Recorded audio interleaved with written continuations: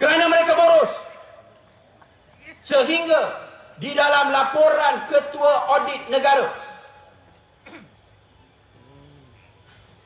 untuk tahun 2008, beliau menyenaraikan semua masalah-masalah penyelewengan, salah guna kuasa yang berlaku, perbelanjaan yang lebih daripada sepatutnya.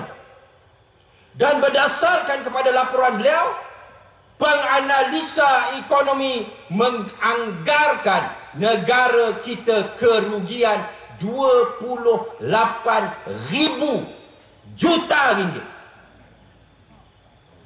28,000 juta ringgit.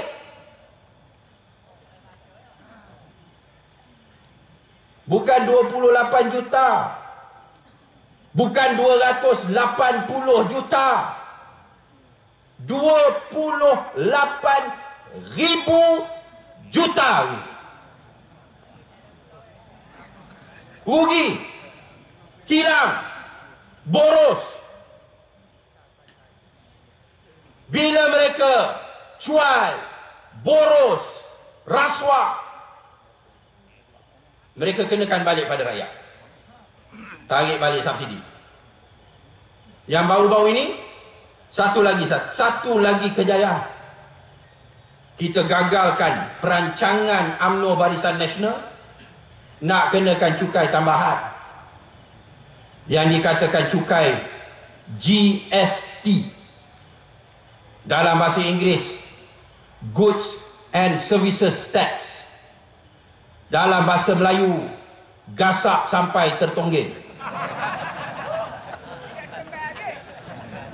Dia nak cukai, tuan-tuan, setiap barang yang dibeli, setiap perkhidmatan yang dilakukan, semuanya pada mulanya cukai 4%.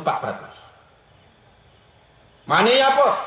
Kalau kita pergi kedai, kita beli barang RM100,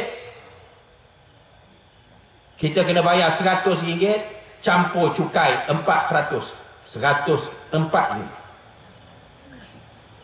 Kalau kita pergi jumpa mekanik repair kereta kita, mekanik charge RM100, dia kena charge tambah lagi 4%, RM104.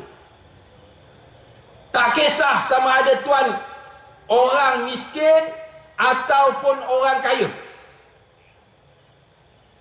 cukai 4% untuk semua.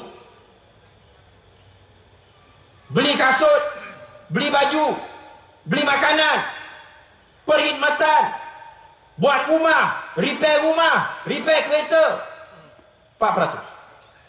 4% ni masuk kepada kerajaan. Kerana apa? Kerana kerajaan dah tak ada duit. Kenapa tak ada duit? Pasal boros. Kayakan kroni. Saudara-saudari muslimin dan muslimat yang dihormati sekalian, kita serang konsep GST itu di ceramah-ceramah di Kuala Lumpur, di Shah Alam, di seluruh Selangor, di beberapa tempat, di seluruh negara. Akhirnya mereka tarik balik. Tapi dia tarik balik, dia tak batalkan, dia tangguhkan. Masih ada dalam senarai undang-undang yang akan diluluskan dan akan dibawa untuk dibahas di dalam Dewan Rakyat. Masih ada dalam senarai, tapi dia tak nak buat sekarang. Kalau mereka tangguh sehingga tahun depan, lepas itu diadakan pilihan raya umum, kalau mereka menang, mereka akan laksanakan. Kerana mereka duit dah tak ada. Kenapa duit dah tak ada? Dah banyak sangat penyelewengan, banyak sangat pembaziran. 13 tahun, tuan-tuan. 13 tahun berturut-turut negara Malaysia mengamalkan apa yang dikatakan bajet yang bersifat bajet yang defisit. 13 tahun berturut-turut. Apa maknanya bajet defisit? Bajet defisit ni maknanya belanja lebih daripada pendapatan. Istilah defisit ni maknanya dia belanja lebih daripada pendapatan dia. Macam kita, kalau kita dapat gaji 1,000, tapi tiap-tiap bulan kita belanja 1,100. RM100 kita pinjam.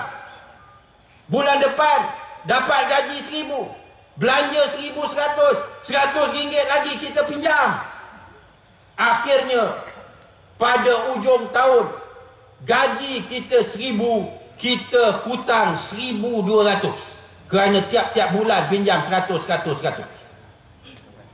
Kerajaan Malaysia sekarang ini hutang negara adalah sebanyak 360,000 juta. Sekarang ni tak main ribu-ribu, ratus ribu tak main dah tuan-tuan. Juta-juta pun dah tak main, ratus juta pun tak main. Ribu juta. Hutang negara sekarang ini 360,000 juta. Kerana 13 tahun berturut-turut belanja lebih daripada pendapatan. Bila dapat duit banyak, belanja lagi banyak. Bila dapat duit banyak, belanja lagi banyak. Akhirnya hutang dah jadi 360,000 juta ringgit. Nak bayar dia punya bunga pun tiap-tiap tahun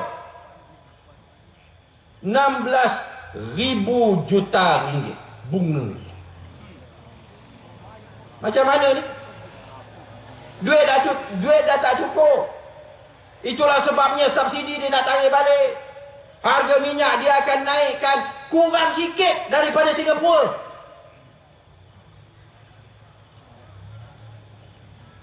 Saudara-saudari muslimin dan muslimat yang dihormati sekalian, itulah sebabnya kita perlukan satu perubahan. Ini yang tadi yang disebutkan oleh Datuk KJ. Kita perlukan satu perubahan. Kita perlu untuk berusaha nak selamatkan negara Malaysia ini daripada golongan ahli politik yang sekarang ini politik UMNO Barisan Nasional, politik of survivor. Nak selamat je, nak pertahankan kedudukan je. Mereka akan sanggup janjikan bermacam-macam,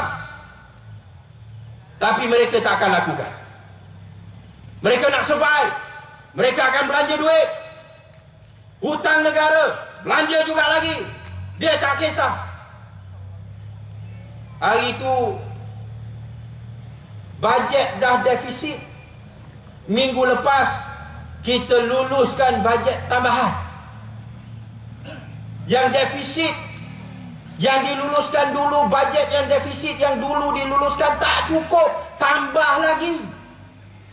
Di antaranya yang dia bayar 28 juta itu tuan-tuan kepada APCO. Peranan APCO apa dia? Nak berikan nasihat kepada kerajaan UMNO Barisan Nasional macam mana nak pulihkan imej dia je.